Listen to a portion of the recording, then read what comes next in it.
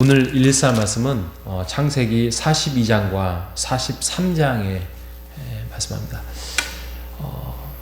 성경을 쭉 읽어왔으면은 저희가 이제 그 히스토리를 이제 알겠지만 지금 요셉은 애굽의 총리가 되어 있습니다. 그리고 그 야곱의 사람들, 자녀들은 이제 머물러 있는 곳에서 기근이 심해져 그 애굽에 식량이 많다는 소식을 듣고 식량을 구하러 갑니다. 식량을 구하러 한번 갔다가 뭔가 좀 이렇게 그 상황 속에서 다시 한번 이제 물러났다가 한 달이나 두 달 있다가 다시 식량이 떨어지니까 다시 한번 또 이제 막 가려고 하는 그 찰나에 그 상황 속에서 지금 요셉은 형들을 알아보지요. 근데 형들은 지금 당연히 지금 총리가 되어 있는 자기 동생을 요셉을 알아보지 못하는 상황에 놓여 있습니다.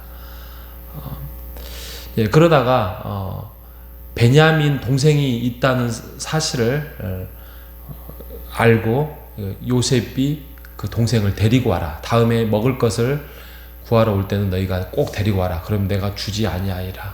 그래서 시므온을 지금 볼모로 잡혀 있는 상황이고, 그런 상황에 지금 형들을 테스트하고 있는 요셉의 모습을 볼 수 있습니다.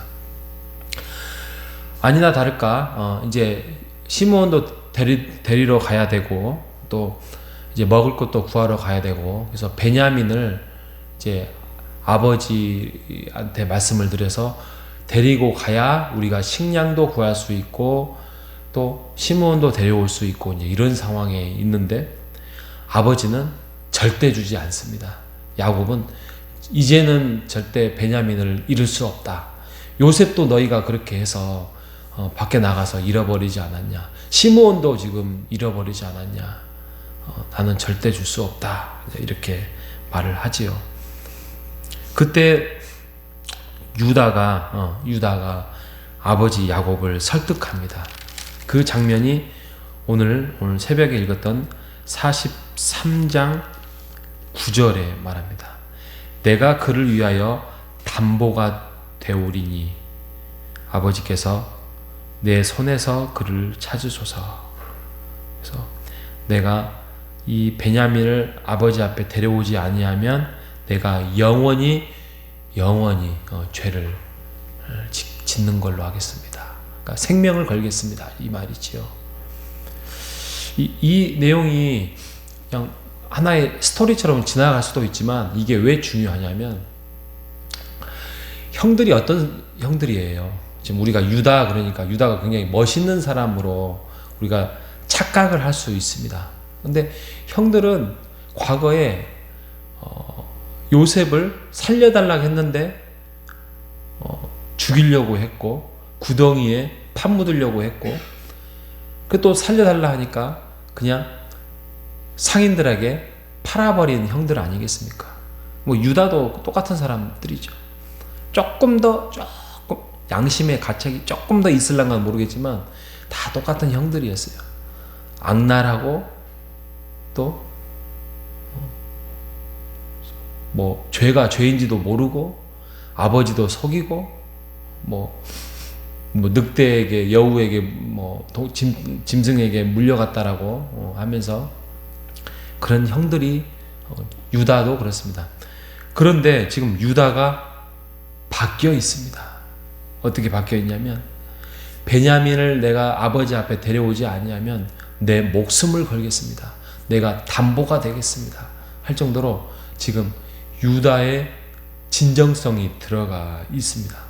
이 일은 그동안 이 야곱의 가정에게 또 형제들에게 일어났던 일들, 그게 바로 고난과 배고픔과 힘듦과 아무리 살아도 이렇게 뭔가 회복되지 않은 그런 것들. 하지만 아버지를 통하여서 살아계신 하나님을 들었고 또 만나보지는 못했겠지만 그들은 하나님에 대해서 궁금증도 가졌겠지만 의지할 수밖에 없는 상황을 갖게 된 것입니다.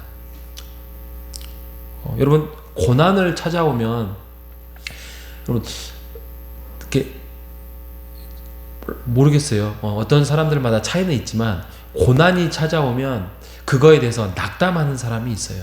그리고 분노하는 사람이 있고, 왜 나에게 이런 일이, 왜 다른 사람은, 저 가정은, 저 집사님은, 저 장로님은, 권사님 가정은 평온한데 왜 우리 가정에게 이런 일이 생겨요? 왜 우리의 자녀는, 왜 나에게 이런 나쁜 병이, 또 나에게는 왜 가난이, 이렇게 분노하고 또 불평하고 또 낙담하고 살아갈 때가 있습니다. 그런데 잘 보십시오. 고난이 없는 가정은 없습니다. 다 차이가 있을 뿐이지 고난이 다 있습니다.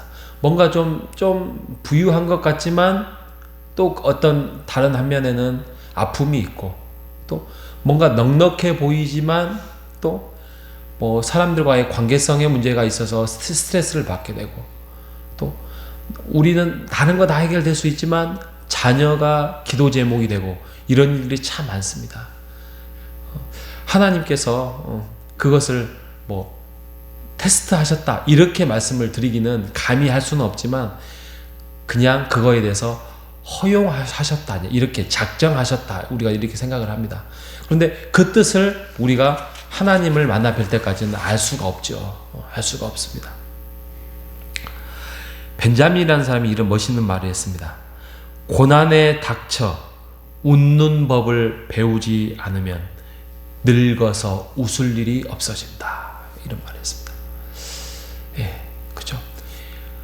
어떠한 작은 고난을 우리가 딱 딛고 극복해 나가는, 그래서 어떤 연단과 어떤 근육과 근력이 만들어지지 않으면 나중에 큰 고난, 중간 고난을 극복할 수 없어요.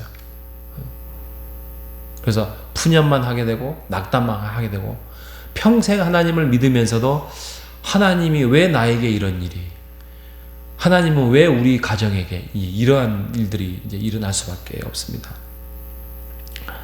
물론 어려운 일이 생길 때 우리가 서로 기도하고 격려하고 또 극복해 나갈 수 있도록 우리가 돌아봐야 될 것입니다. 그리고 그 사람도 하나님을 더 붙들고 살아가야 할 것입니다. 지금 이 유다의 고백이 그 지난날에 자기네들의 죄책감, 또 어려움, 이런 것들을 극복해 나가면서 깨닫게 된 그 경험, 그리고 그거에 대해서 뉘우침이 고스란히 담고 있는 고백이라는 것입니다. 나중에 베냐민을 데리고 갑니다. 데리고 가서 이제 형들을 또 다시 만나게 되지요. 그래서 야곱이 이제는 데리고 가야만 할 수밖에 없는 상황 속에서 내가 이르면 이르리다, 이제 자포자기 심정으로 삽니다. 자포자기 심정으로 살면서 결단을 하게 되죠. 그래서 형들은 나중에 야곱 요셉 앞에 엎드려서 절을 합니다. 그래서 우리가 과거에 이러한 잘못된 일도 있었고 이런 것들을 합니다. 그런데 이 부분도 어디냐면 43장 26절을 한번 보십시오. 43장 26절에 보면 요셉이 집으로 오매 그들이 집으로 들어가서 예물을 그에게 드리고 땅에 엎드려 절하니. 그리고 28절 끝에 보면은 그들이 대답하되 주의 종 우리 아버지가 평안하고 지금까지 생존하였나이다 하고 머리 숙여 절하더라. 이게 창세기 30장 20절에 보면은 요셉이 꿈을 꾸잖아요. 꿈을 꾸고 볕단이 절을 하고 11별이 나에게 절을 했습니다. 그러니까 형들이 분노해서 우리가 그것은 우리를 말하는 건데 왜 너는 우리를 그렇게 무시하냐 하면서 네 꿈이 어떻게 이루어진가 보리라 그렇게 이제 핀잔을 주고 그러면서 이제 분노를 했던 그 형들의 모습이 한 10여 년이 지나고 난 이 자리에서 정말 머리 숙이는 장면이랍니다. 그러니까 우리가 인생을 우리가 이끌어온 것 같고 우리가 지금까지 오고 또 우리의 주도적으로 해왔지만 이 모든 것들이 하나님의 어떠한 작정과 하나님의 어떤 섭리 속에서 이루어지고 있다는 사실을 믿으시는 여러분 되시기를 바랍니다. 그냥 우리의 인생은 우연이 없습니다. 우연이 없어요. 하나님이 계획하시고 준비하시고 또 허용하시고 왜 이러셨을까? 그건 몰라요. 우리는 하나님을 만나볼 때까지 알 수 없습니다. 알 수 없으니 우리가 이 일을 인하여서 그게 기쁨이든 고난이든 슬픔이든 어려움이든 우리가 그것을 우리가 하나님 안에서 우리가 또 무릎 꿇을 건 무릎 꿇고 기도할 건 기도하고 기뻐할 건 기뻐하고 그걸 뚫고 지나가는 여러분 되시기를 바랍니다.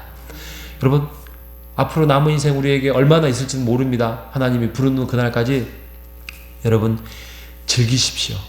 그리고 기뻐하십시오.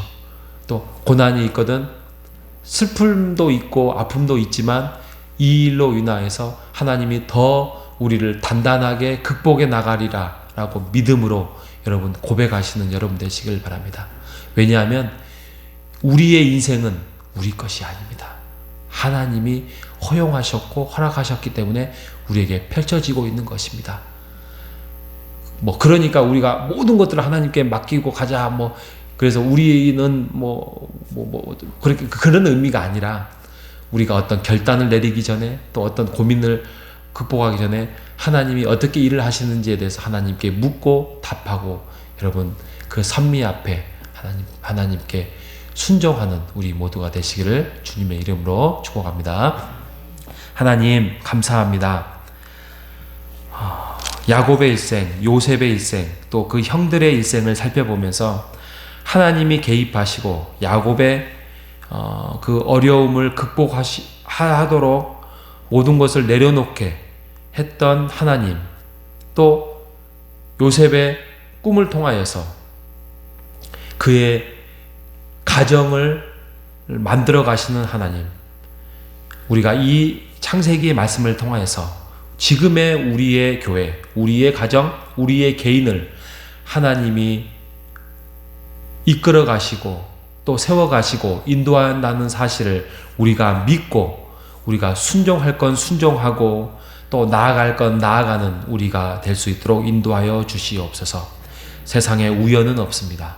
세상은 그냥 지나가는 것이 아닙니다.